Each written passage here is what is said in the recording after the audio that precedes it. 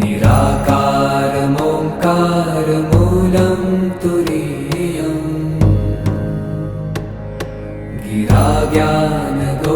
गिराज्ञानगोतीतमीशं गिरीशम् करालं महाकालकालं कृपालुम्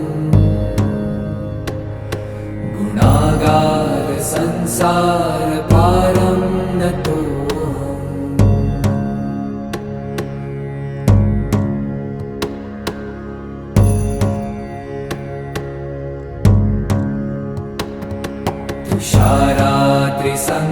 तुषाराद्रिसङ्काशगौरं गभीरम्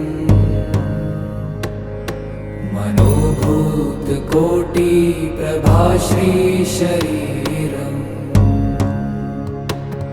स्फुरन्मौलिकल्लोलिनी